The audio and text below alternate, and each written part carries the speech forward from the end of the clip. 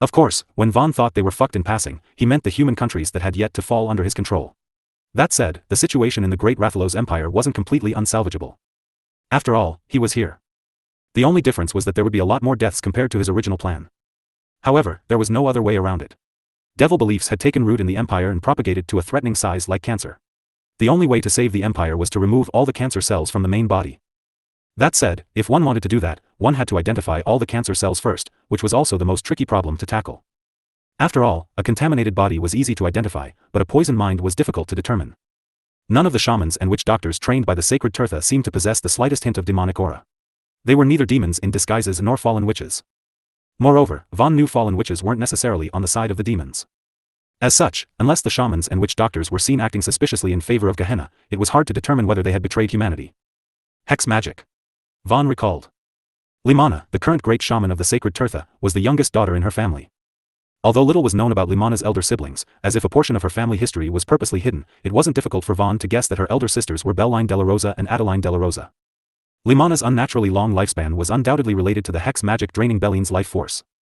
However, Vaan didn't believe Limana herself was the one who learned and invoked the vicious hex magic to leech off her elder sister's life. The biggest suspects in his mind were their parents, who had seemingly disappeared off the face of the earth. Galen and Laetisha's disappearances were too suspicious. They might even be the ones with direct ties to the demons. Is there a way to detect everyone who has practiced hex magic, Kizi? Vaan inquired. I'm terribly sorry for not being able to provide a satisfactory answer, Supreme Leader, Kizi replied apologetically, adding, even if such a method exists, I do not know of it. In fact, I doubt anyone in the clan knows. Is that so? Vaan calmly responded, neither surprised nor disappointed. That's right, Supreme Leader. Hex magic has a very ancient and primitive application of the runic language. It's overly complicated and not very systematic, making it chaotic. It's not easy to learn and even harder to master, Kizi explained, expressing a slight disdain towards hex magic. Vaan could see why Kizi was disdainful of hex magic. Hex magic only involved runic characters and odd materials to invoke. It didn't need a magic-capable person to cast. However, although anyone with knowledge could use it, it was demanding in terms of time and resources. It was a very roundabout method of creating array magic, which dragons could cast directly and instantly. Nevertheless, Vaan had to admit hex magic also had its advantages. In a world without mana, hex magic would have been regarded as the witchcraft or black magic of that world. Hex magic was binding and long-lasting due to the power of laws in its inscribed runes. Furthermore, since a minority of beings were willing to study it, those without the necessary knowledge had an even harder time countering it.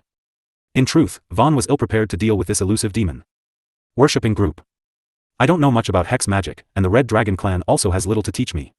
Thus, a certain level of risk is involved in dealing with this elusive group, Vaan mused. Given his current strength, he wasn't sure if the Della Rosa household's hex magic could threaten him. However, he was certain the Great Rathalos Empire was bound to suffer during this period of chaos. That said, there was one thing Vaan couldn't comprehend. This elusive group has hidden themselves in the Great Rathalos Empire for countless years. Why have they chosen to expose their tail now? Vaan wondered. He only threw out a small bait, and this elusive group immediately bit it. This didn't seem like something the cult leader would have done. It seemed rather rash on their end. Perhaps another person made the decision? As Vaan pondered, Kizi suddenly mentioned, I don't know what it was like for the senior generations of the clan living in chaos back then, but I feel like hex magic is something rare, even there. Is that right? Vaan felt enlightened and silently agreed with Kizi's opinion. Although Vaan has yet to experience the countless cultures spanning the infinitely vast chaos, he could infer that practically everyone there could wield magic. As such, beings that knew hex magic were rare, those with extensive knowledge of it were even rarer.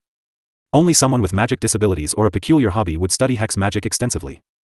As Vaan compiled his information on the elusive demon, worshipping group, a great devil came to mind, Hecate the Mystical. Hecate the Mystical was a female devil with a half-human, half-black-winged fairy demon bloodline. Supposedly, Hecate the Mystical was originally a pure human, like Balmodin the Undying, at birth. Nevertheless, that wasn't important.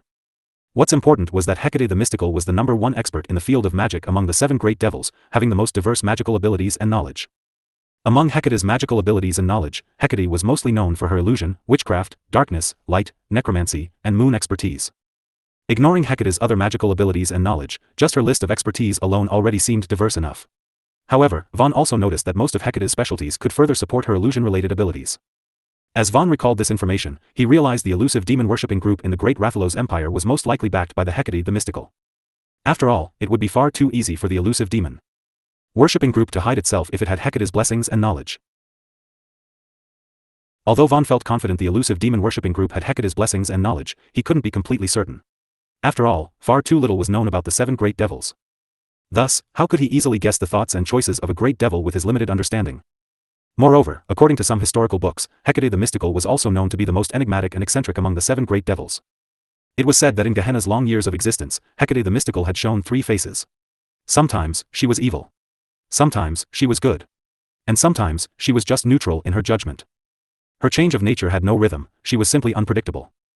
That said, Hecate had shown little to no malice towards humanity in the past 300 years. The holy war of 300 years ago was mostly initiated by the great devils, Balmodon the Undying, Helcan the Mighty, and Abaddon the Sinister. On the other hand, Hecate the Mystical, Astarte the Charming, Mephistopheles the Cunning, and Thanatos the Supreme had little participation in the holy war, at least, according to the words of some gossiping people in the imperial capital. Even the Red Dragon clan did not know about this. Although the Dragon Lords knew about Gehenna, their knowledge was limited to the past. And since they had been isolated from the world, it wasn't far-fetched to say their knowledge was outdated. On the other hand, the Great Rathalos Empire was a hotspot for warriors from all over Pangaea. Although its network was inferior to the Holy Night Empire due to its lack of trade with other countries, the information flowing into it wasn't any less. That being the case, it was surprising to learn that the Great Rathalos Empire knew more about Gehenna and the 7 great devils than even the 7 witch kingdoms, which had been fighting them for the past 300 years, from one large war to small skirmishes. However, it wasn't all that surprising once one learned the truth. The reason the Great Rathalos Empire and possibly the rest of Pangaea knew so much about Gehenna and the 7 great devils had to do with the past generations of devils contractors. If some of the past generations of devils contractors had not spilled the secret in the beginning, the world would not have even known who they had been up against, let alone become aware of the existence of devils contractors. Of course, such devils contractors had long since paid the price with their lives for breaking the contract with their great devils. However, they were forever remembered as heroes. Agner, the first-generation devils contractor of Helcan the Mighty. Gunnar, the first-generation devils contractor of Abaddon the Sinister. Balgus, the third-generation devils contractor of Helcan the Mighty. Evander, the first-generation devils contractor of Astarte the Charming. And Sigmund, the fifth-generation devils contractor of Abaddon the Sinister. These were the devils contractors Vaan had found after he had the dragon elites secretly scour through the historical records for him. In other words, in the past 300 years, merely 5 people had received the blessings and powers of great devils, only to betray them for the greater good of humanity. Nevertheless, Vaan felt a little helpless when he thought about the devils contractors. Even if he killed them, they would just be replaced by new ones, as seen in the course of history. That said, the only thing Vaan felt fortunate out of this was that only 6 out of the 7 great devils had given their divine blessings and power to humans. There has never been a devil's contractor of Thanatos, and honestly, I hope it stays that way, Vaan mused. Among the 7 great devils, Vaan dreaded Thanatos the most after learning about him. Thanatos was not only the publicly recognized strongest among the 7 great devils but also commanded the power of the death law. He could kill any being beneath rank 7 with a mere thought, and that was why he was considered supreme among the 7 great devils. Against such an absurd power, there was nothing anyone below rank 7 could do to resist it. Death was the only outcome. As such, Vaan felt fortunate that Thanatos had never shown any active interest in Pangaea for the past 300 years. Thinking back, Vaan found it quite naive of the Red Dragon clan to believe their fire dragon god could deter the 7 great devils. After all, even if the great devil's powers were suppressed to the demigod rank, Thanatos could still kill everyone else with a thought and then fight the fire dragon god with the other 6 great devils. More importantly, even if the fire dragon god were still alive, it wouldn't necessarily be a rank 6 divine being like the Red Dragon clan originally believed. Vaan's soul only reached the peak demigod level with the complete inheritance, so the fire dragon god must have hidden the truth from its kin. Something else must have happened during the Holy War period. Some other factors that deterred the great devils from pressing their invasion forced them to adopt softer approaches. Their lack of invasion in the past 300 years couldn't be explained otherwise. Is it truly because of Pangaea? Or something else? What could it be? I feel like I'm about to uncover the truth, but I'm lacking just that little bit of crucial information. While Vaan was in deep thought, Kizi suddenly informed him, Supreme Leader, I've just received words from Kavat. Emperor Vaan has begun mobilizing his imperial forces to surround the De La Rosa household and apprehend every shaman and witch doctor in the imperial capital. Oh. Vaan was slightly surprised before thinking, it seems Emperor Vaan has been wary of the sacred Tirtha and the De La Rosa household for a long while. Did he finally find concrete proof of their affiliation with Gehenna and decide to act with haste? However, this timing seems rather abrupt. Vaan had a vague sense of suspicion before he solemnly instructed, have Kavat come talk to me, Kizi. I have some questions for him. As you command, Supreme Leader. Kizi complied without hesitation. However, Kizi didn't even get the chance to leave and carry out Vaan's task before Kavat's deep voice was shortly heard. There's no need, Supreme Leader. I am already here, Kavat announced as if he had anticipated Vaan's summoning. Vaan was quickly intrigued by Kavat's timely attendance. Considering Kavat showed up shortly after relaying the news to Kizi, which was subsequently passed on to him, it was clear that Kavat had purposely withheld some information to make a personal report. Tell me, Kavat. The Emperor's sudden action against the shamans and witch doctors had something to do with you, right? Vaan calmly inquired. That's right, Supreme Leader, Kvat honestly admitted before continuing, I've made contact with the Red Wyvern clan and indirectly told its Red Wyvern ancestor about their connection to the demons of Gehenna. The Red Wyvern ancestor must have passed my words on to Emperor Vaan, which led to his current actions, Kvat guessed afterward. What did you just say, Kvat? Kizi suddenly scowled at Kvat with anger as she criticized him, how dare you act on your own, Kvat? The Supreme Leader never ordered you to contact the Red Wyvern clan. And yet, not only did you do that, but you even talked to its ancestor. That's 2 offenses. Just you wait for the Supreme Leader's punishment. Kizi snarled. But despite Kizi's harsh criticism, Kvat didn't feel the slightest concern or fear regarding the possible repercussions of his actions. He was still calm and collected, and that was because he believed the Supreme Leader wouldn't be mad at him. Kvat's feeling was correct. If Vaan could smile, he would already be smiling when he heard Kvat admit to his independent actions. This was because Vaan had once told all the young dragon elites to learn to think for themselves and make their own decisions. They didn't always have to report first and then act after, they could act first and then report after. He didn't need a puppet army. As such, if he didn't give the young dragon elites certain levels of autonomy and freedom, they would never truly grow. Alas, it was a little disappointing that up until now, Kvat was the only one who have learned to think and act on his own. That's enough, Kizi, Vaan calmed her down before pleasantly saying to Kvat, I don't believe that's all you did, right? Furthermore, your actions must have been related to something of significant importance that you discovered. As expected of you, Supreme Leader. Your wisdom is as vast as the starry sky, nothing can be hidden from you, Kvat indirectly admitted with praises, full of reverence. The Red Wyvern ancestor is the guardian beast of the great Rathalos Empire and peak transcendent rank being. For a lesser dragon with an inferior bloodline to reach this level of strength in this world is honestly very difficult and praiseworthy.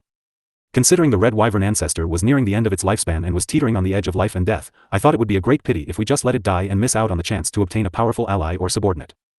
As such, I sacrificed some of my blood essence to help the Red Wyvern ancestor advance to the demigod rank, significantly increasing its lifespan and saving it, Kvat explained. You helped the Red Wyvern ancestor advance to the demigod rank. Kizi repeated in disbelief before asking, do you have any idea what you have done, Kvat? Even a few of our dragon lords have only just barely reached this level of power. By creating such a powerful rival, you are threatening the interest of our clan. It's fine if this Wyvern ancestor has good morals, but what if he is not? What if he is greedy and demands more of our true dragon blood essence? Does our clan's younger and future generations have to keep supplying them with our precious blood essence and harm our future progress? You've taken a huge risk for a mere possible ally or subordinate that we may not even need. That doesn't seem like a wise move to me. Otherwise, why didn't the Supreme Leader order us to help the Red Wyvern ancestor much sooner? Kizi pointed out. Everything Kizi said was reasonable, but Kvat's emotion wasn't affected. He could see her point of view, but he didn't agree with it. That's where you are wrong, Kizi. The Supreme Leader didn't order us to help the Red Wyvern ancestor sooner, not because he deemed it risky and disadvantageous but because he was giving us a chance to take the initiative, which I did, Kvat argued with a soft chuckle. And as a direct result of that, the Red Wyvern ancestor and his clan had sworn their loyalty to me. Not to our Red Dragon clan, but me alone. The Red Wyvern ancestor and his clan really did that? Kizi uttered in shock and disbelief. Kvat was only a low-level transcendent. How could an early demigod and his clan swear their loyalty to him just like that? It didn't make any sense. Of course, they did, but it's no surprise that you find it hard to believe, Kizi, Kvat calmly replied, our clan's long years of seclusion and hiding from Gehenna have made you mentally weak and fearful. You have greatly underestimated our clan of true dragons. Our Red Dragon clan might have one of the lowest true dragon bloodlines within the whole true dragon race, but to lesser dragons, we are no different from royalty. This is especially so after we absorbed some of the fire dragon god's blood essence, the blood essence of a rank 6 divine being. Otherwise, how could my blood essence help the Red Wyvern ancestor advance to the demigod rank? Even if it is just a single drop, our true dragon blood is a peerless limit-breaking elixir for these lesser dragons. Of course, it still wouldn't have been possible for the Red Wyvern ancestor to advance to the demigod rank if he didn't already have such a firm foundation. However, there's something else you are mistaken about, Kizi. Even if the Red Wyvern ancestor reached the demigod rank, he is not qualified to rival our peak transcendent rank dragon lords, let alone our newly ascended demigod rank dragon lords. The Red Wyvern ancestor only has a demigod rank body. He is no match for our dragon lords, who are strong in both body and magic. And even if, for some reason, our dragon lords are no match for the Red Wyvern ancestor, we still have our supreme leader, the progeny of the fire dragon god. That's why the Red Wyvern ancestor was so readily and willing to swear his loyalty to me, a member of the younger generation. The Red Wyvern ancestor is no fool. He knows he couldn't just jump over my head and swear his loyalty to any of the dragon lords or the clan itself, not after I did him such a great favor. And like I said before, this is the opportunity the supreme leader left for us, Kvat stated. However, Kizi was still confused as she asked with a frown, what do you mean, Kvat? You still don't get it? After everything I said so far, Kizi? Kvat replied, feeling a little exasperated at Kizi's inability to comprehend. After listening to Kizi's silence, Kvat had no choice but to explain further, as you should know, our supreme leader has peerless wisdom and is destined to rule all under the heavens one day. However, even if the supreme leader rules everything under the heavens, he doesn't have the time to manage all of it. That's where we step in, to carry this burden. How could we let something like territorial management hold our supreme leader back? Now that I have the Red Wyvern clan's allegiance, it's not far-fetched to say that I already control half the Great Rathalos Empire. Do you see it now, Kizi? That is why it seems like the Supreme Leader is using such a roundabout method to take over this human empire. Given the Supreme Leader's wisdom, there was no way he wouldn't know about this shortcut to taking over the Great Rathalos Empire. He left this opportunity to us on purpose. Even if none of us realized the Supreme Leader's intention in the end, the Supreme Leader would have ultimately saved the Red Wyvern Ancestor at the last moment to maximize the Red Wyvern Ancestor's gratitude to the Supreme Leader, Kovat said. Kizi gradually understood everything and was awed by Kavat's ability to read the Supreme Leader's veiled intentions. However, even if the opportunity were presented again, she still wouldn't take it like Kavat did.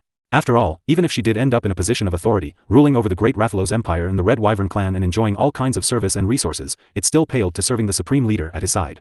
Managing a piece of territory for the Supreme Leader was a great honor, but directly serving the Supreme Leader was the greatest of honors. I'm impressed as much as I am gratified, Kavat. I was beginning to think there wasn't a single dragon that understood my wish. You will go far in life, Vaan praised before adding, also, your sacrifice and merit are deserving of a reward. I can only give you this reward later, but you certainly won't be disappointed in it. Look forward to it. Thank you, Supreme Leader. Your kind words and appreciation are more than what I deserve. I do not require a reward, Kavat said humbly, but he couldn't hide his joy and anticipation. Vaan's words had certainly aroused his curiosity and expectation. He wondered what he would be rewarded with. There is no need to be so humble, Kavat. If I said you deserve a reward, then it means you definitely earned it. Do not reject it, Vaan said half chuckling, half seriously.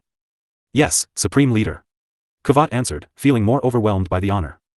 Nevertheless, I still have to correct you on one thing you got wrong, Kavat, Vaan suddenly mentioned. Even if no one offered the Red Wyvern Ancestor some of their true dragon blood essence, I still wouldn't intervene. Thus, if you hadn't done so, the Red Wyvern Ancestor would have likely perished 3 days later. Vaan's claim left Kavat completely shocked. On the other hand, Kizi's eyes beamed with delight as she imagined Kavat's dumb, surprised look. Kavat made her feel stupid, but it seemed he wasn't as smart as she thought. He still got some things wrong. As such, Kizi felt like she had gotten back some of her face. You see, just as Kizi previously said, we don't necessarily need the Red Wyvern Ancestor and his clan. It's fine if any of you were willing to part with some blood essence for them, but I would never ask any of you to sacrifice your blood essence for them, Vaan firmly stated. In my eyes, the Red Wyvern Ancestor and his clan aren't worth a single drop of your blood essence. Their little bit of power and influence are some things we can do without. Don't forget, I am your Supreme Leader, the progeny of the Fire Dragon God. While some of you might not accept that I, a human, became your Supreme Leader from the bottom of your heart, the fact that I am still your Supreme Leader will never change. Thus, even if I want to help humanity resist Gehenna and save more human lives, would never let any member of the Red Dragon clan suffer injustice for it. The grace and debt I owe to the Fire Dragon God isn't something I can ever hope to repay. As such, his descendants will also be my descendants, Vaan said with a heavy heart. Although he had gained the Fire Dragon God's inheritance with his own abilities, it did not change the fact that he absorbed the Fire Dragon God's complete, pure soul energy. Until recently, he had not truly understood what it meant to leave behind a complete soul energy orb. As such, he had never fully seen the depth of the Fire Dragon God's sacrifice. The Fire Dragon God had given up the chance to reincarnate forever and accepted true death. He erased every possibility of continuing his existence in any and all worlds, all to leave behind a chance for his descendants to survive the cruelty the future holds. However, this chance had fallen into Vaan's lap. As such, since he had accepted the Fire Dragon God's inheritance, he would also accept the Fire Dragon God's will. Supreme Leader. Kizi, Kavat, and several other eavesdropping dragon elites in the area felt deeply touched and moved to tears by Vaan's words. While they were all loyal to a fault and willing to heed Vaan's every command, it didn't mean they never had their concerns. After all, Vaan was a human. They were uncertain whether Vaan would only use their clan for his personal interest or the interest of humans. Only now did they truly understand that Vaan would always have their clan's best interest in mind. He wasn't just their new Fire Dragon God in name, he was truly their Fire Dragon God, their ancestor, their sky. The Supreme Leader. I must never disappoint him. I want to live up to the Supreme Leader's expectations. I want to have the Supreme Leader's child. Who just said that? Wild gazes darted around in the hidden skies above the Black Mountain as Kizi, Kavat, and the other confused dragon elites tried to locate the source of the last voice. Although everyone had thought out loud, the last thought had truly shocked and surprised them all. Even Vaan's fortified mind was shaken by the earth-shaking thought. If it had been a normal person in his shoes, such thoughts directed at them wouldn't just be a ripple in the lake, it would be a whole damn tsunami drowning them, they would choke on their own spit. Forget whether copulation between a human and a true dragon was possible, it would already be fortunate if the male human didn't get swallowed whole by the female dragon's cave. A few moments later, several questioning gazes fell on Freygar, causing the latter to feel embarrassed. Hey, don't look at me like that. It's not like I said anything weird, right? Freygar defended herself. You don't think so?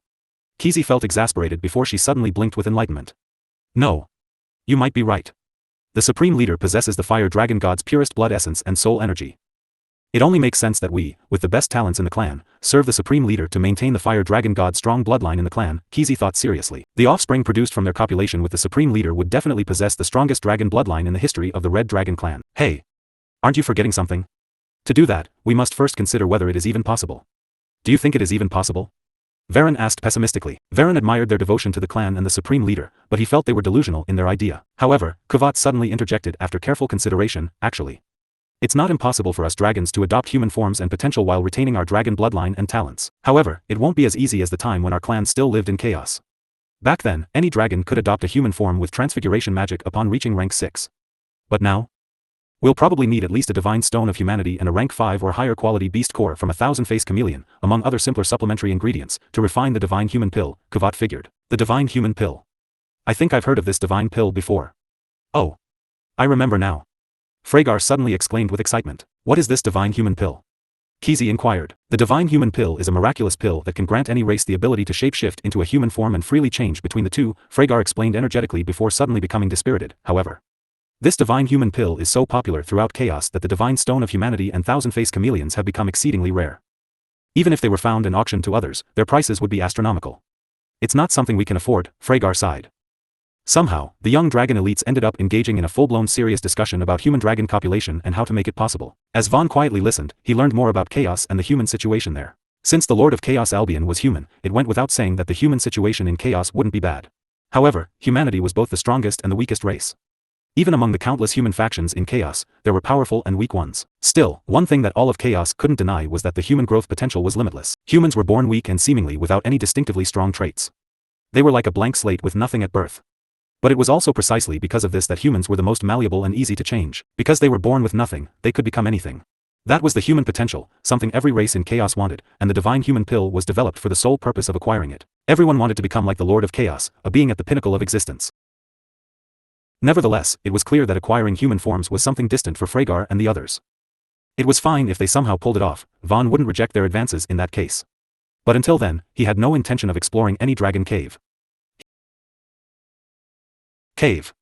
He didn't want to develop claustrophobia from the experience. That's enough, Vaan cut the dragon elite's discussion short before solemnly reminding, Kvat, you have yet to finish your report. What big discovery did you find? My deepest apologies, Supreme Leader. Kvat made no excuse for his mistake and quickly turned grave with Vaan's reminder as he replied, I found out a weird, large-scale hex magic had been cast on the whole imperial capital. Oh? Vaan's mental tone turned serious before he asked, I suppose you haven't found out what it does yet? Unfortunately not, Supreme Leader, Kvat replied regretfully before adding, however, I have a very terrible feeling about it, as if something extremely bad will happen if we allow it to serve its purpose. I see. Vaan wasn't surprised by Kvat's answer. After all, they knew too little about hex magic. Shortly after, Vaan fell into deep contemplation as he recalled every piece of information to determine the purpose of the weird hex magic. Large-scale hex magic. Big enough to cover the whole imperial capital. The rising flames of conflict being fanned. Numerous deaths. Blood? Vaan's mind was suddenly shaken. Quickly check the main areas of conflict. See if there are any changes to the quantity of blood being spilled in those areas. Vaan immediately ordered every dragon elite. Blood sacrifice. Kvat quickly thought of the possibility, and his expression instantly turned pale in horror. In fact, Kvat had also thought of the possibility and checked the quantity of blood earlier. However, he didn't find any changes to the spilled blood throughout the imperial capital. That said, since even the Supreme Leader suspected it, then the hex magic must truly be the type that required a blood sacrifice. But what kind of blood sacrificing magic required it to be on such a large scale? What was its purpose? Kvat didn't dare to imagine the consequences. Imperial capital, De La Rosa household. Matriarch. It's bad. Very bad. We've been surrounded by imperial troops, a female servant stuttered with shortness of breath as she brought urgent news. Inside the family council room, Lilana was just having a meeting with the highest-ranking family members of her household when the female servant abruptly barged in. Lilana didn't immediately condemn the female servant's act but frowned nonetheless. The sudden news disrupted the meeting and threw everyone off topic as the high elders quickly mumbled with wild guesses in alarm and worry. Speak clearly. Lilana barked before demanding answers. We don't know yet, matriarch. The female servant shook her head and reported, they haven't said anything. Right now, they are still rallying troops outside of our territory. There were only around 800 surrounding us at the moment, but we could see countless thousands more on the way. Furthermore, they were carrying siege-like weapons with them. Also, many wore gold-scale accessories among the imperial soldiers outside, the female servant added with fright. Gold-scale accessories. The expression on Lilana and the family elders' faces all changed when they heard of the gold-scaled imperial soldiers. Wearing gold wyvern scales was a symbol of status within the imperial army. Only the elites of the imperial guards were mostly qualified to wear them. And yet, there were hundreds of them outside. That was practically all of Emperor Varen's imperial guards. Just as the female servant had claimed, Lilana and the high elders of the family also silently agreed that the situation was very bad. Matriarch, if it were only ordinary imperial soldiers outside, then they would only be suspicious of us. However, Emperor Varen sent all of his imperial guards to surround us. Our secret has most likely been discovered. Second elder spoke gravely. I agree with second elder, third elder chimed in, inserting his thoughts. The imperial soldiers wouldn't be gathering their numbers like this if they only had their suspicions. They would have announced their arrival and made their demands already, since that wasn't the case.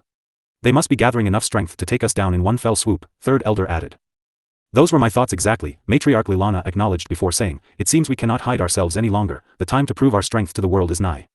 That said, we won't be the one to tear the final piece of facade. It's fortunate that the imperial soldiers came to us instead of the sacred Tirtha. We must buy as much time as possible for the grand magic to accumulate its required amount of energy. Nothing must go wrong with that. Matriarch Lilana stressed with a firm look, then instructed, go. Open the treasury and arm everyone. A battle won't occur here until later, but we must be prepared for when it comes. Yes, Matriarch, the high elders answered resolutely.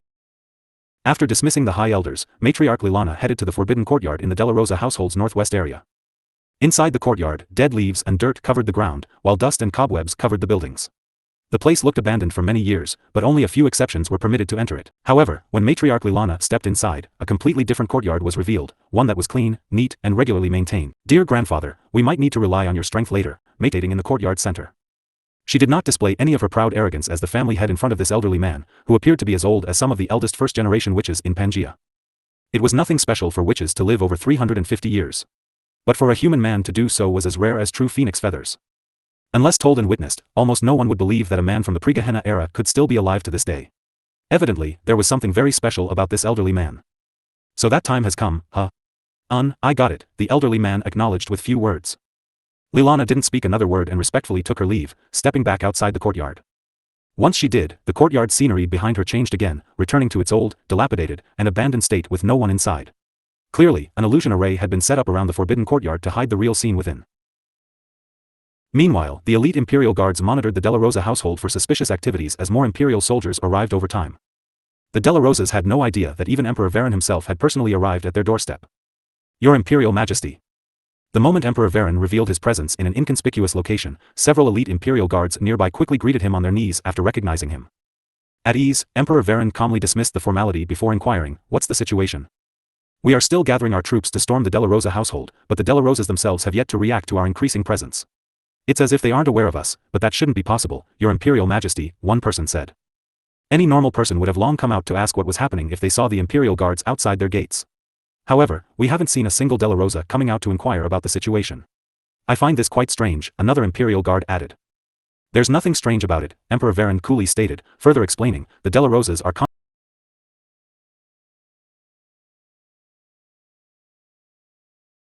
this. Of their sins and suspect we have learned about it. That's why they dare not open the gates and lower their defenses. It is also why we will storm their territory directly once we have gathered enough strength. We do not negotiate with sinners, Emperor Varen said with a cold glint. This. Several elite Imperial Guards appeared hesitant before one of them said, if what the Red Wyvern ancestor said was true, the Della Rosas isn't our only enemy but possibly every shaman and witch doctor in the Empire. In that case, wouldn't it make more sense if we had targeted the sacred Tirtha from the beginning instead, Your Imperial Majesty? The person asked. Previous chapter. Of course not, Emperor Varen calmly replied, not surprised at all by his Imperial Guard's doubts. After all, the sacred Tirtha was a very large piece of land, even larger than the Della Rosa household by 10 times, and possessed countless shamans and witch doctors. If every shaman and witch doctor were an enemy of humanity, striking the sacred Tirtha first would deal them a serious blow. On the other hand, targeting the Della Rosa household first would only alarm the sacred Tirtha and give it time to prepare itself. Moreover, countless warriors across the Empire were indebted to the sacred Tirtha for its gracious healing and treatment. Thus, the rallying power of the sacred Tirtha would be quite frightening if they suffered injustice and decided to retaliate against the imperial family for a righteous cause. Nevertheless, that still depended on the basis that the sacred Tirtha actually had a righteous cause. Otherwise, their rallying power to rebel against a seemingly tyrant ruler would disappear like scattered smoke. You must know that we have always had doubts about the Della Rosa and sacred Tirtha but never had any proof to validate them. Not only are they good at hiding things, but their true power should be even greater. This could be seen from how they were able to assassinate the first-seated heirs of major clans to incite greater conflict between the ducal factions. They had certainly kept their strength well hidden. Unfortunately for me, by the time I ascended the throne, this demon-affiliated group must have long established their roots. Their influence is immense, both on the surface and in the dark. Not only will attacking the sacred Tirtha have a low chance of success, but we will even encounter fierce resistance from our own people, those who don't know any better. That's why we are gathering all our strength to take down the Della Rosa household first. The Della Rosas founded the sacred Tirtha, and all their direct family members have occupied high positions. The Della Rosas must have a secret ledger that records everything they had secretly done in the past few hundred years. As long as we can take down the Della Rosa household and obtain that secret ledger, we can expose their sins and have a righteous cause for destroying them. This will minimize our losses. After Emperor Vaan finished explaining, most of his imperial guards were awed by his wisdom. Your Imperial Majesty, you are the Emperor of the Great Rathalos Empire, and your imperial authority is absolute. Who would dare to rebel against you if you take action against the sacred Tirtha? One of the imperial guards questioned. That's right, your Imperial Majesty, another one chimed in, adding, it's not too late to give everyone an explanation after we find the evidence from their corpses. Thus, in my opinion, the result will still be the same even if we attack the sacred Tirtha first. More importantly, the sooner we do so, the more advantageous it is for us. Since they have chosen to emerge from the shadows this time, it means they are up to no good. The longer their intentions remain unclear, the worse the situation will be. I am aware of that, Emperor Vaan calmly acknowledged before helplessly shaking his head. However, it's too late to change my plans now. The enemy has already been alerted by our actions. Furthermore, my imperial authority is not as inviolable as you think. My imperial authority might seem absolute, but it is based on the fact that everyone respects and fears me.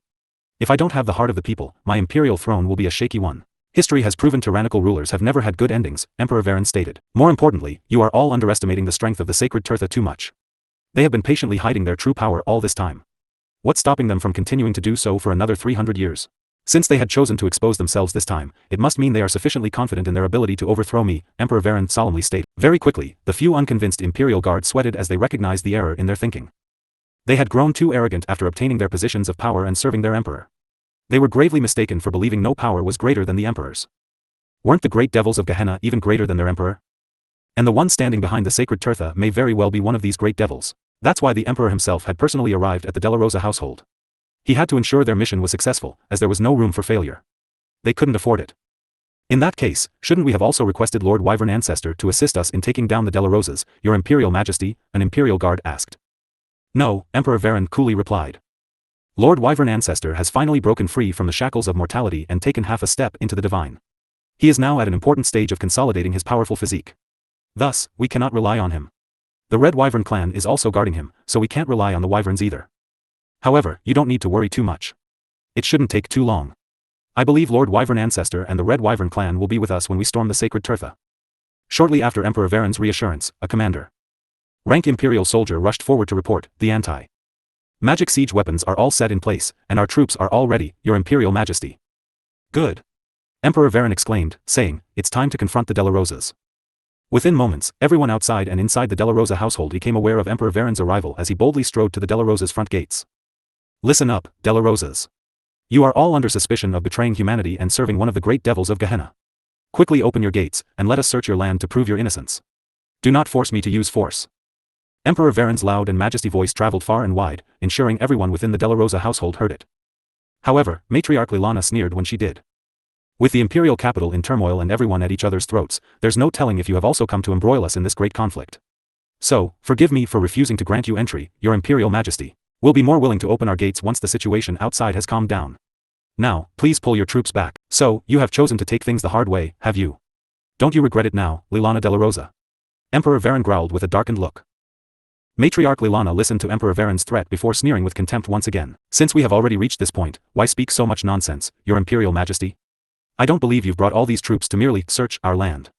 Matriarch Lilana replied with ridicule. Once activated, a grand magic barrier protected the entire Della Rosa household from outside threats. No one could enter or leave the dome-shaped transparent barrier unless it were deactivated or destroyed. However, there were some exceptions. If the gates were opened, it was tantamount to creating a hole in the barrier, giving Emperor Varan's troops the chance to storm inside. Matriarch Lilana was not so foolish. If you weren't feeling guilty, why would you even be afraid of a little search? Since you defied my orders, be prepared to face death. You and everyone with you will have to die for resisting imperial orders. Bring forward the siege weapons and fire at will. I want this bubble shattered. Yes, your Imperial Majesty. Do it, men. Blast this barrier open for His Majesty. Following Emperor Varan's orders, the imperial soldiers quickly pushed large magitech cannons forward under the lead of their superiors. Heh, Matriarch Lilana snickered coldly before boasting. Do you think my barrier is something you can easily break? I'm not trying to shatter your hopes, but even a witch at the transcendent rank won't be able to break this barrier easily. You are wasting your time. Boom, boom, boom. The Della Rosa's magic barrier faced several rounds of testing shots from Emperor Varan's magitech cannons, and the deafening impacts seemingly shook both the ground and air. Matriarch Lilana's proud dome-shaped barrier quickly suffered numerous cracks across its surface.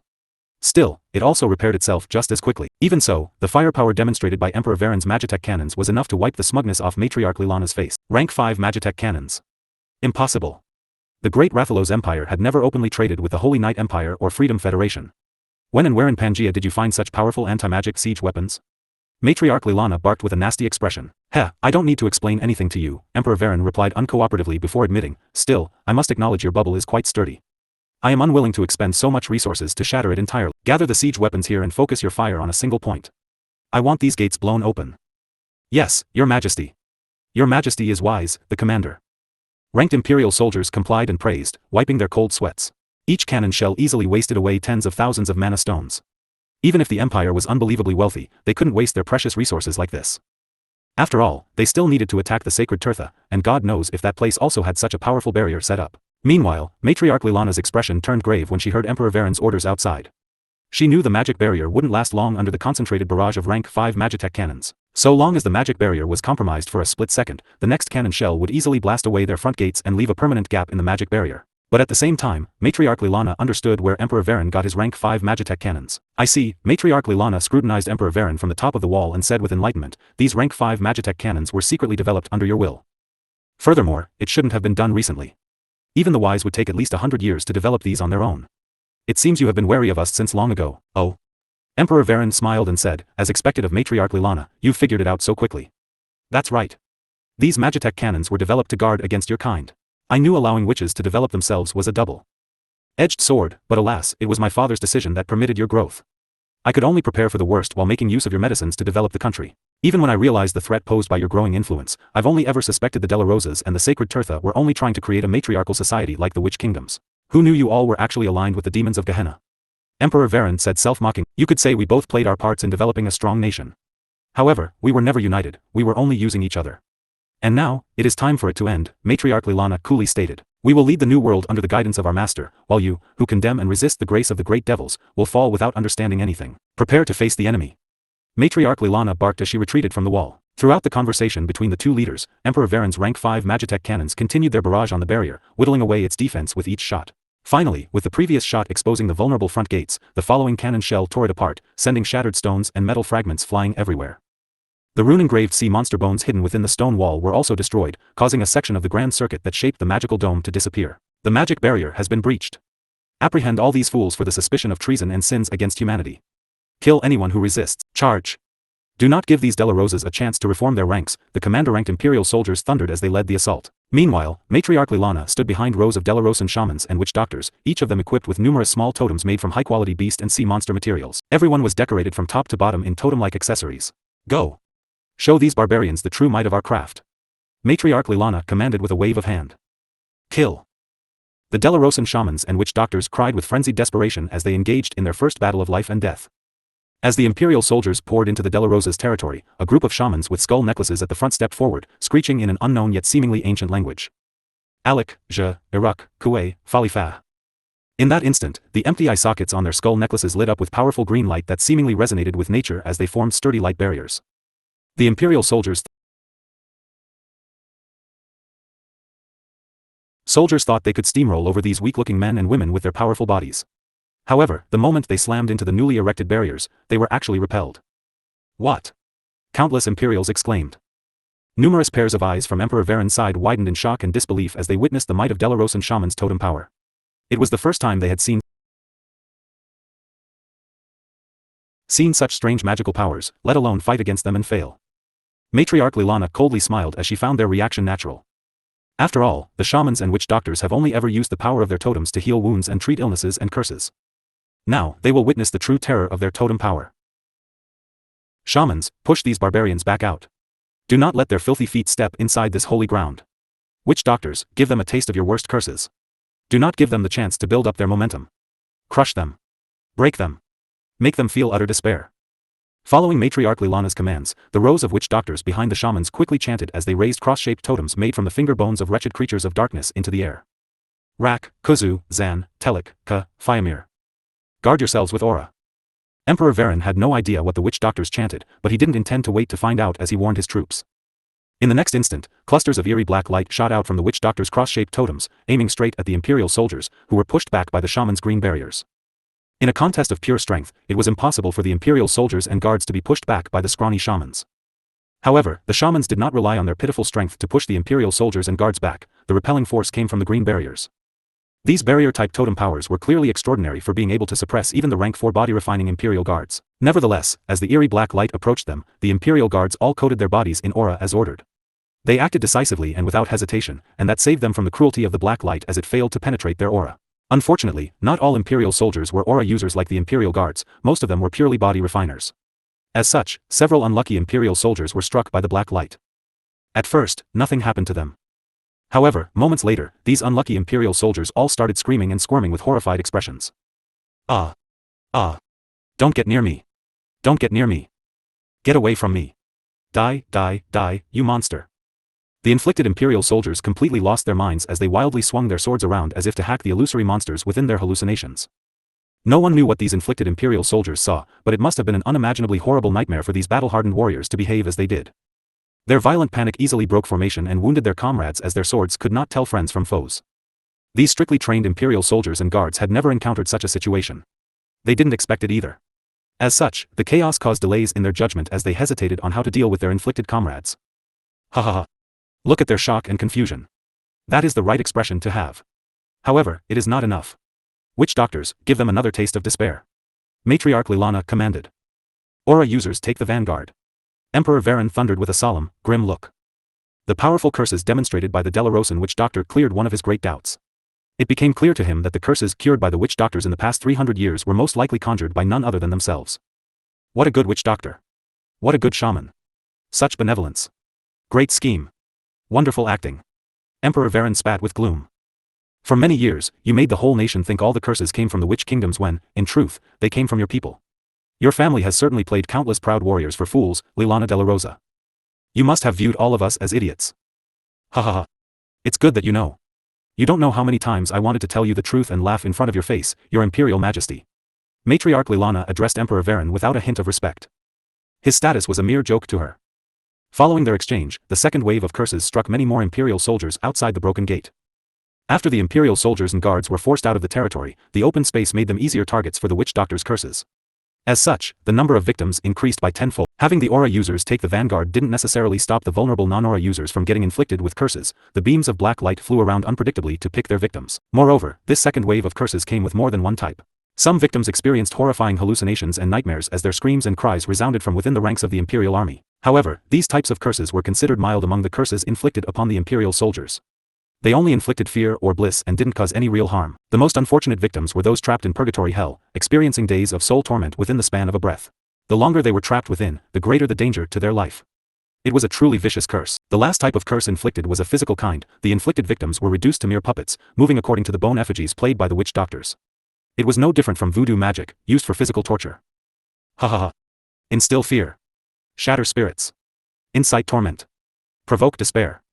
Let these barbaric brutes tremble before the might of our totems. Against their fearsome curses, non-magic users were simply free targets. The more wildly Matriarch Lilana acted, the more shaken the Imperial soldiers and guards were. However, the intelligent Emperor Vaan eventually saw through Matriarch Lilana's false bravado. From her provocations to her wild behavior, they were psychological attacks, meant to intimidate and buy time. Emperor Vaan acknowledged the power of the totems was indeed troublesome. But besides inciting disorder in the ranks of his soldiers, actual harm was limited. After Emperor Vaan finished analyzing the situation, he immediately made his move. Everyone, step aside. Emperor Vaan thundered, charging forward with his sword drawn. Your pretty tricks ends here, vile spawns. Ka-cha. Emperor Vaan slashed out with his aura-infused sword, and the seemingly powerful green barriers shattered like fragile glass. However, his attack did not end there, as his sword wave continued on its path, slicing through several shamans and witch doctors. Arg! Cries of pain and fear resounded as chaos quickly spread within the ranks of shamans and witch doctors. At the same time, Matriarch Lilana's face quickly paled as Emperor Vaan's sword wave swept past her, narrowly missing her. She had not been prepared to counter Emperor Vaan's lightning-swift attack. Ah! A second round of painful wails resounded as Emperor Vaan mercilessly butchered the Delarosan shamans in the vanguard with several more sword waves. The barrier-type totem powers simply could not withstand the tyrannical and sharp force of Emperor Vaan's sword waves. As a result, 36 of Delarosan shamans were decimated in an instant. The power of the barrier-type totems was, no doubt, strong. But unfortunately for the Delarosas, Emperor Vaan was stronger. The difference between them was no different from rats and a lion. There was simply no competition. Retreat to the inner courtyard. We're no match for him.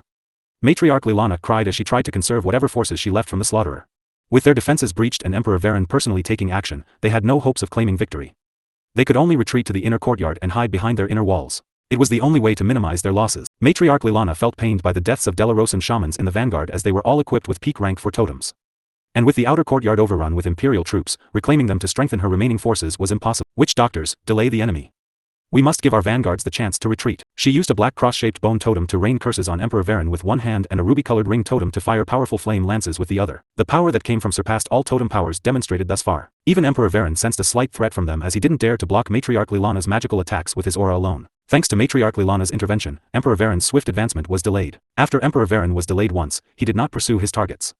He frowned at Matriarch Lilana as she recalled her forces into the inner courtyard, or rather, he was staring at her totems. He was beginning to understand the nature of the totems.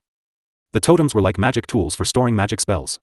No training was required to use them so long as one mastered the activation language. There didn't seem to be any other requirement. In other words, anyone could use the power of the totems, even warriors like him. If I can equip every warrior in the army with such totems, my empire will become much stronger than before, Emperor Vaan thought as the desire to acquire such knowledge and magical equipment festered in his heart. Suddenly, Emperor Vaan's expression became more serious as he targeted Matriarch Lilana. If I defeat her, the rest will follow. Emperor Vaan's eyes glowed. Just when Matriarch Lilana thought Emperor Vaan had given up his pursuit, the latter suddenly lunged at her with full force. The drastic burst in speed greatly startled her, but she still reacted accordingly. All 5 totem rings on Matriarch Lilana's right hand lit up as she activated all their magical abilities: the flame lance of a magma wirm, the water bullet of a sea serpent, the wind blade of a storm garuda, the shock blast of a lightning sparrow, and the gravity suppression of a giant earthworm. Emperor Vaan had no idea where Matriarch Lilana acquired the materials of such creatures. However, he could still vaguely recognize them after seeing their faint manifesting spirits. Matriarch Lilana assaulted Emperor Vaan with every attacking totem in her arsenal, as she didn't dare to underestimate him. However, she also knew that with Emperor Vaan hot on her tail, she couldn't retreat to the inner courtyard without him following inside with her. Shut the inner gates. Don't wait for me. Swish. 2 pairs of small white feathered wings of light appeared on Matriarch Lilana's ankles, allowing her to soar into the skies with a single step. You can fly as well? Emperor Vaan frowned, finding the situation troublesome. Who didn't want the ability to fly? From the distant past to the present day, no body refiner or aura user has ever experienced the freedom of flight like feathered birds. But now, there was an opportunity. Emperor Vaan's hot gaze fell on Matriarch Lilana's beaded ankle bracelets before he snorted. So the wing bones of the storm garuda can give you such abilities, huh? How enlightening. Humph. But just because you can fly, it doesn't mean you can get away from me. Emperor Vaan drove his sword into the ground before repeatedly flinging large pieces of the stone ground into the air with different amounts of force. Afterward, Emperor Vaan leaped into the air, using the flying stone debris as stepping stones to launch himself higher and higher into the sky, rapidly closing in on Matriarch Lilana. His movements were incredibly swift and fluid, shocking Matriarch Lilana. And by the time she realized what was going on, it was already too late for her. Get down from me. Emperor Vaan roared, smashing down on Matriarch Lilana with the flat side of his sword. Matriarch Lilana could only hurriedly summon a green barrier with her turtle totem to block the blow. Boom. The green barrier shattered after blocking most of the force before Matriarch Lilana slammed into the ground from a great height, causing a small crater upon impact. Numerous bones in her body broke as she lay in a pool of her own blood, grievously injured by the fall. Shortly after, Emperor Vaan landed nearby before stepping on her, suppressing her into the ground to prevent her from resisting further. You sure have numerous abilities, Lilana de la Rosa. It's too bad you lack the battle experience required to utilize them properly. Matriarch Lilana coughed up a mouthful of blood. Given the terrible state of her body, she shouldn't have any more strength to resist. Red light quickly covered Matriarch Lilana, mending her broken body. Emperor Vaan was immediately stunned when he saw the faint figure of the manifesting demon wolf spirit. This is the demon wolf king Furhenger. No, it's only the remnant spirit found in its spine. Your family actually obtained a piece of Furhenger's spine bone. Emperor Vaan spouted gravely. Emperor Vaan didn't expect the De La Rosas to have such a troublesome history. Not only did they join the demons, but they also stole a piece of Furhenger's carcass, which the Black Rose Kingdom brought back from Gehenna at a great price. It was no secret that Furhenger's carcass was robbed by numerous forces after it was brought back to the Black Rose Kingdom. That incident had always been a sore spot in the Black Rose Kingdom's history. Now that the Black Rose Kingdom was on a fast rise and incomparably powerful to its past, it had become one of the few countries Emperor Vaan least wanted to antagonize. It was also for that reason that Emperor Vaan chose to negotiate for true dragon blood instead of trying to seize it by force, despite knowing how crucial it was for the Red Wyvern ancestors' breakthrough and survival. He would rather lose the guardian beast of their empire than provoke the wrath of enemies with strength far greater than his own empire. Unfortunately, it turned out that one of the forces that robbed the Black Rose Kingdom actually came from his empire. If the Black Rose Kingdom found out and directed its anger at the Great Rathalos Empire, it was unknown what disastrous consequences would come of it. Damn you, De La Rosas. Emperor Vaan growled in anger, stepping on Matriarch Lilana with increasing force until bone-crunching noises were heard. He momentarily forgot his original reason for immobilizing Matriarch Lilana as he took his anger out on her. Ah! Matriarch! Matriarch Lilana cried out in pain while her people cried out of concern and helpless frustration. Don't come here. There's nothing you can do to save me. Crunch. Emperor Vaan broke matriarch Lilana's back once more as he felt resistance from her, causing her to wail again. Ah. Amidst her painful cries, matriarch Lilana's eyes darkened like a bottomless black abyss. She felt anger, humiliation, and despair. It's over, Della Rosas. I have your matriarch. Surrender now, and you will be granted fair judgment. Stay stubborn, and you will die a cruel death. Emperor Vaan gave the Della Rosas an ultimatum. Shit. What do we do? The Della Rosan members panicked with helplessness and indecision. In truth, they had yet to suffer much loss. Of the 3,000 members within the territory, not even 100 of them had died. However, the family head was in the Emperor's hands. Emperor Vaan is too strong. Our powers are not enough to save the family head. We need the elders to intervene. Only they can save her, a Della Rosan member spoke. However, all the elders in the inner courtyard hesitated. Although they all possessed rank 5 totems, they weren't as well equipped as matriarch Lilana. As such, even if they fought Emperor Vaan altogether, they might not necessarily do any better than her. Crunch. As Emperor Vaan grew impatient with the Della Rosa's silence, he again crushed matriarch Lilana's bones, shaking everyone's heart and will to resist. Suddenly, a soft sigh was heard. The sigh was so soft, aged, and feeble that it seemed like it had come from a dying old man with half a foot in the coffin. However, Emperor Vaan felt a chill when he heard it. The sigh came from right beside him when there was obviously no one there. That said, Emperor Vaan couldn't have heard wrong, he was sure of it. In front of the inner gates, matriarch Lilana stood beside an elderly man with a pale face, still recovering from her injuries. Emperor Vaan was only distracted for a moment, but it was all it took for the elderly man to retrieve matriarch Lilana from underneath his feet. As such, Emperor Vaan immediately viewed the elderly man as a great threat. The person's ability was too mystical and mysterious. Your Imperial Majesty, you are, after all, the dignified emperor of a great nation. It is not good for your image to bully my granddaughter like so. How about you play with this old man instead? The elderly man spoke, his voice so feeble and lacking in strength that it sounded like a ghost's whisper. You are Galen Della Rosa. But how? That's not possible. You are from my father's generation. How can you still be alive? Emperor Varen's expression twisted with sheer shock and disbelief. Galen Della Rosa was someone he did not expect to meet.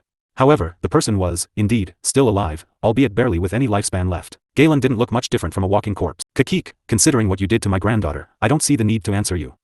However, suppose you can escape from my cage. In that case, I don't mind answering a few questions as a form of reward. In the next moment, he opened his clenched fist and blew the black dust on his palm toward Emperor Vaan. Emperor Vaan didn't dare slacken his vigilance for a moment. He kept his body cloaked in aura and immediately cleaved apart the cloud of black dust with an enhanced sword wave. However, it almost seemed as if Emperor Vaan had cleaved apart the dimension itself as he saw his surroundings change. The courtyard, the Imperial soldiers, the Della Rosas, and even matriarch Lilana and Galen disappeared before Emperor Varen's very eyes, replaced by a desolate world of endless graves with a red sky, thunderous black clouds, and an eerie eye-looking moon. How can this be? Emperor Vaan immediately frowned. He thought he had blocked the attack but was still taken into this unknown world. This should be an illusion. Everything has to be fake, he guessed. Although Emperor Vaan believed everything he saw was an illusion, a fake, his belief was quickly shattered when he casually slashed an ancient tombstone. He actually felt the resistance of his sword slicing through the tombstone, even if it was only slight. No. This can't be. Emperor Varen's heart shook.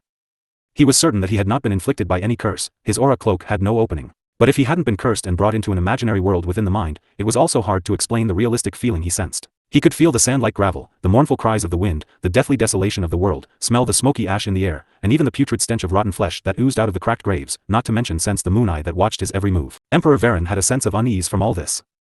Suddenly, the cracked ground split apart as numerous corpses crawled out of the earth and endless grave. Moments later, the moving corpses' hostilities soared as they themselves at Emperor Vaan with reckless abandonment, giving in to their innate violence and cruelty against all that was living. Shing! Emperor Vaan waved his sword, conjuring numerous sword shadows and afterimages as he hacked away at the overwhelming swarm of moving corpses. Violent winds howled back at the moving corpses, reducing them to mutilated bits and pieces. Reality or not, Emperor Vaan had no intention of drowning in a sea of rotting flesh and decaying bones. The dignity of an emperor could not be violated by such unholy and foul beings. However, no matter how many undead Emperor Vaan cut down, more would fill their place as they continued to crawl out of the earth and swarm him from all directions. For every corpse he decimated, 10 more would crawl out of the earth during the same period. The growth in numbers greatly surpassed the speed of killing. Emperor Vaan was outnumbered and overwhelmed. Death wishes to consume me, but I refuse to submit without a fight. He wondered if his soldiers had also encountered such situations when they got inflicted with curses. In the outside world, Emperor Varen's body remained stationary, engulfed in a cloud of black smoke. From time to time, a thin cut would appear on the skin, turning the flesh darkish purple and blood black with pus. However, no one could see what was happening within the revolving clouds of black smoke as everything within had been obscured. Take this chance to eliminate the Imperial soldiers and guards, Lilana. I will not be able to hold down Emperor Vaan for long, I understand, honorable grandfather. The family's strongest totems were no match for Emperor Vaan. Emperor Varen's strength was certainly not to be underestimated. All members, your family head commands you to kill all these Imperial troops who have trespassed into our sacred home. Elders, now is the time to contribute to the family. Yes, family head. As the De La Rosas rallied their members to storm out of the inner courtyard and engage the Imperial troops in a fierce conflict, the Imperial guards were also making their own arrangements. These devilish sinners have ambushed our His Imperial Majesty and trapped him in their sinister black magic. Is that even a question? Everyone on me. For His Imperial Majesty, charge. Kill. Slay all the sinners. Within moments, the Imperial army and the De La Rosan forces clashed in the outer courtyard. All of the De La Rosas circled the area of black smoke to confront the Imperial army, while several groups of Imperial guards and soldiers chose to charge through the black smoke to pull their emperor out. Unfortunately, no matter who barged into the revolving clouds of black smoke, all signs of their movements within would cease to exist. However, matriarch Lilana noticed her grandfather's weary eyes increasingly strained by a growing burden taxing his mind and soul. Stop those fools for me. Don't let any more of them interfere with my grandfather's spell. She gave up guarding her grandfather at his side and immediately joined the vanguard to confront the Imperial army. Wherever matriarch Lilana directed her murderous intent, screams of fear and chaos quickly followed. With the number of high-quality totems matriarch Lilana possessed, she was no different from a transcendent witch. Arg! What the hell is wrong with these spells? How can she keep using them? Oh, sweet Pangea. The commander of the Imperial Guards trembled at the scene of carnage and prayed for the fallen souls before his expression contorted with endless fury. Evil creature, your madness ends here. I will have your head. A transcendental power should be matched by a transcendental might. Black Rose Kingdom, Blackthorn City. Henrietta's palatial magic tower had been closed from the public for several days, refusing all guests and visitors alike. Furthermore, no information was provided for the palatial magic tower's closure, causing many people to guess the reason. But no matter what kind of wild guesses they had, there was one common thought: the palatial magic tower's closure had something to do with the soaring sky phenomenon that occurred days ago. That said, with no word from Henrietta, most visitors and guests gathered outside the palatial magic tower left. However, Victoria Caelestis remained behind, waiting alone after sending off the search teams to look for her missing grandchild. She was unwilling to leave the place until she met with Henrietta. Even when it rained, Victoria remained steadfast in her spot and permitted the pouring raindrops to soak her body. It was a form of self-punishment to make herself feel better as her past guilt resurfaced. Suddenly, the palatial magic tower's entrance, which had not been opened for many days, finally opened.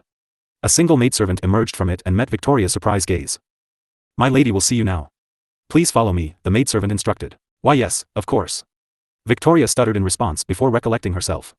"I will trouble you to lead the way." Shortly after ascending multiple flights of stairs and taking the magic elevator, Victoria reached Henrietta's room at the top of the palatial magic tower.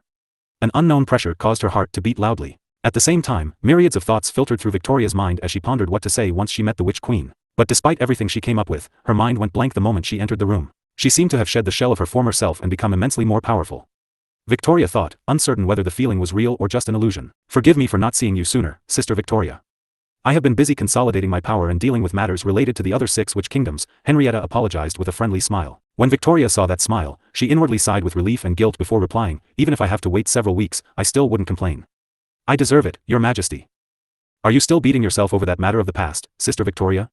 Henrietta asked before shaking her head. "There's no need for that. We both know it couldn't be helped. Back then, we attracted too much attention when we brought back Furhenger's carcass from the Great Expedition.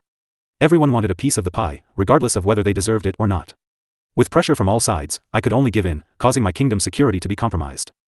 Given your family's special circumstances, it was only logical for the great house of Caelestis to move far away from the center of attention. Perhaps if I had been adamant and strong-willed in resisting the pressure from the others, she would still be alive, and the great house of Caelestis would have long established a solid foundation in my kingdom instead of withdrawing from the public and hiding away in a perilous land. As such, I cannot blame you or your family for pulling out all your people during a time of great unrest. After all, it was I who failed you first. I allowed your greatest talent to die under my watch. That is a mistake and a stain I can never absolve myself of, Sister Victoria." Henrietta spoke from her heart. Victoria trembled, moved by Henrietta's sincere thoughts. Before their meeting, she was afraid of Henrietta's condemnation yet also hoped the latter would blame her. However, not only did Henrietta not blame her, but she even blamed herself. "Your grace is something my family and I can never repay, Your Majesty. If not for your royal protection, the great house of Caelestis wouldn't have been able to grow to what it is today. I can blame anyone but you, Your Majesty. Towards you, I only have gratitude and guilt," Victoria stated. Henrietta and Victoria continued to speak back and forth for several rounds before they eventually glanced at each other and laughed. Both sides were able to reach a tacit understanding and look past the regrets of the past. They were originally friends. Henrietta and Victoria chatted over tea as they reminisced about the past and caught up with each other. "By the way, Sister Henrietta. You said you were consolidating your power for the past several days. It truly wasn't because you were trying to avoid meeting me?" Victoria inquired with doubt. "Of course not, Sister Victoria," Henrietta replied before asking with knitted brows, "Didn't we already clear that up? In that case, how strong are you now?